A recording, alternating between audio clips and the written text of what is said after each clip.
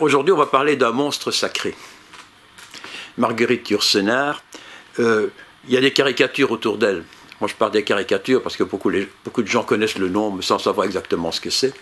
Et sa grande caricature, c'est évidemment la première femme qui entre à l'Académie française, un peu poussée par Jean d'Ormesson. Et c'est un événement parce que ça faisait, je pense, 3 siècles et demi qu'on n'avait pas vu une femme entrer à l'Académie française. C'est la première. Et ça s'est fait officiellement avec la télévision, en direct. Je me souviens. Avec Jean d'Ormesson qui l'accueillait et Valéry Giscard d'Estaing. C'était sous Giscard, j'allais dire, c'est ça. Donc c'était quand même un événement. Mais je me demande pourquoi nous allons parler de Marguerite Yourcenar ici aujourd'hui, puisque en principe, nous parlons des écrivains belges. Elle n'est pas belge, elle est française. Non, il n'y a aucun doute. D'ailleurs, elle siégeait dans notre académie avant de siéger 10 ans, 10 ans avant. Au titre de membre étranger. Alors moi, je suis très content de ce que vous venez de dire, parce que, contrairement à d'autres, j'ai toujours refusé de la considérer comme belge, mais j'ai aussi toujours dit, elle a beaucoup à voir avec la Belgique, et elle nous apprend beaucoup de choses sur la proto-histoire du royaume. On peut d'abord commencer par dire que Yourcenar, c'est un anagramme de son nom. Hein. C'est Marguerite Crayancourt, et elle en a fait... C'est important pour nos auditeurs. Ben oui, Yourcenar, bon.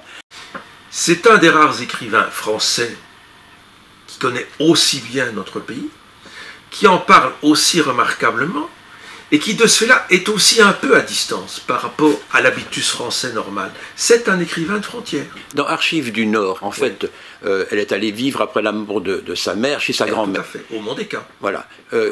Qu'elle décrit d'ailleurs pas toujours de manière très sympathique. Je ne crois pas que c'était un cadeau. Hein. Ça devait être ces grandes bourgeoises et aristocrates.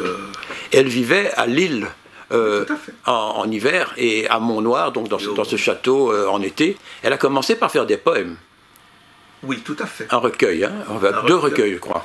Il y a un drame dans sa vie dont on parle peu, mais je n'invente rien.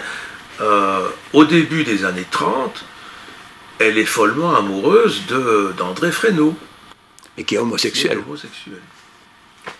Et ça va d'ailleurs donner les très beaux textes de Feu.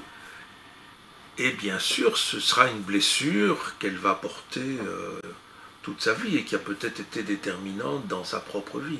Mais ça fait partie aussi de son aura un peu sulfureuse, parce qu'elle s'est découverte bisexuelle au bout d'un certain temps, et on retrouve enfin l'homosexualité un peu partout, et dans sa vie, et dans son œuvre.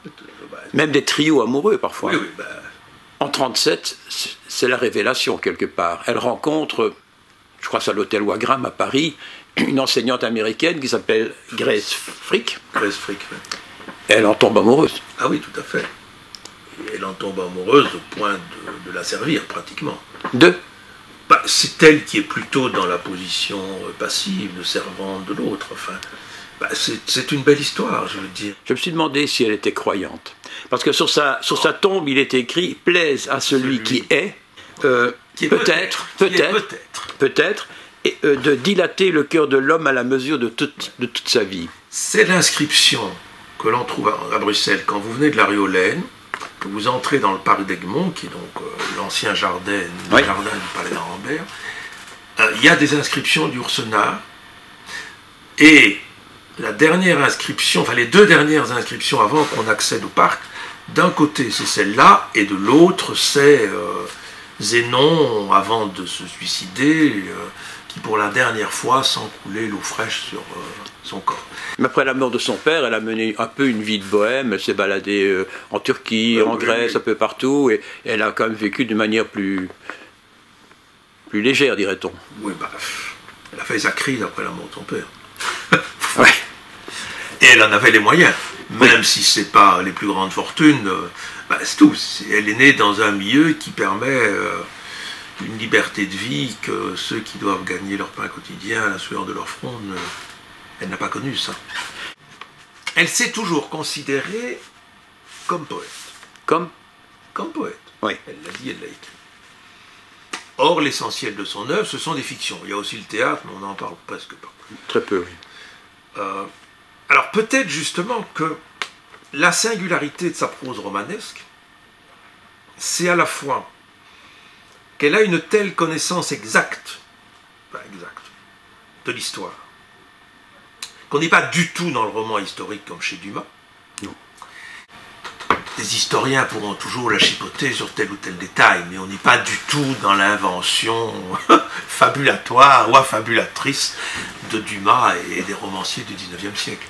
En tant que personne, j'ai lu, à tort ou à raison, qu'elle était une grande épistolière. Ouais. Et donc, elle écrivait beaucoup de lettres.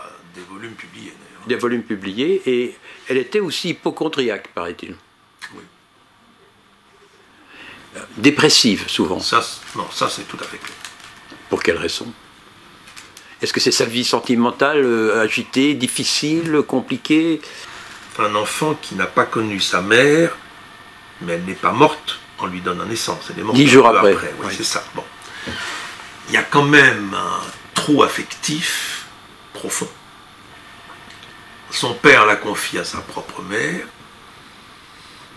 Elle est élevée dans l'aisance avec un père brillant, intellectuel, mais aussi un homme qui aime s'amuser.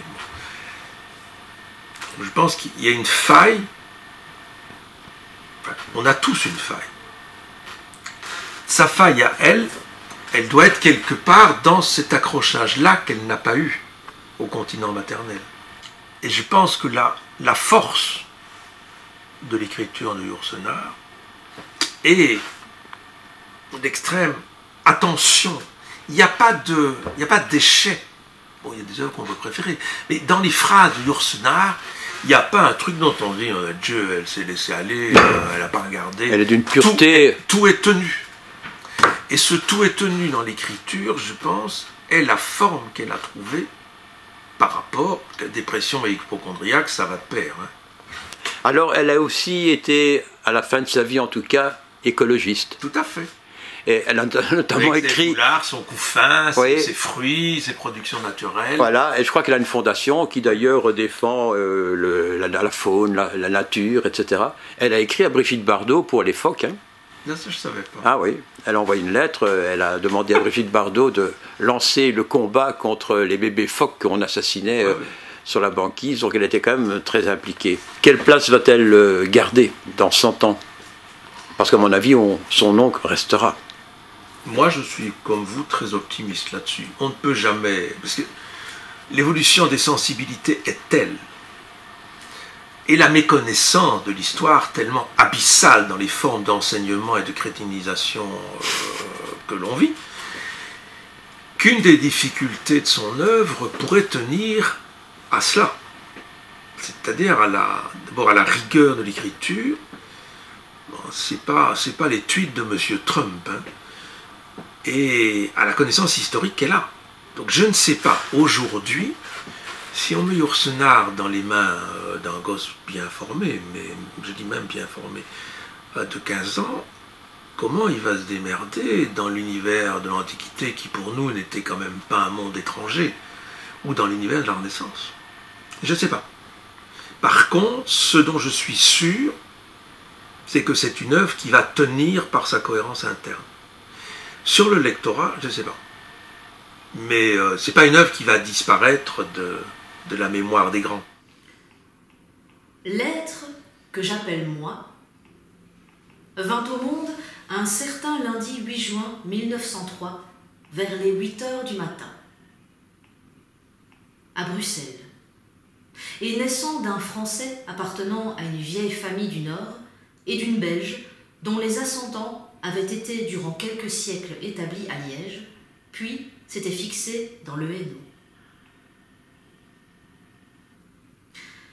La maison où se passait cet événement, puisque toute naissance en est un pour le père et la mère, et quelques personnes qui leur tiennent de près, se trouvait située au numéro 193 de l'avenue Louise, et a disparu, il y a une quinzaine d'années, dévorée par un building. Ayant ainsi consigné ces quelques faits qui ne signifient rien par eux-mêmes et qui, cependant, et pour chacun de nous, même plus loin que notre propre histoire, et même que l'histoire tout court, je m'arrête, prise de vertige, devant l'inextricable enchevêtrement d'incidents et de circonstances qui, plus ou moins, nous déterminent tous. cet enfant du sexe féminin, déjà pris dans les coordonnées de l'ère chrétienne de l'Europe du XXe siècle, ce bout de chair rose, pleurant dans son berceau bleu, m'oblige à me poser une série de questions, d'autant plus redoutables qu'elles paraissent banales. Et qu'un littérateur qui sait son métier se garde bien de formuler. Que cet enfant soit moi, je n'en puis douter, sans douter de tout.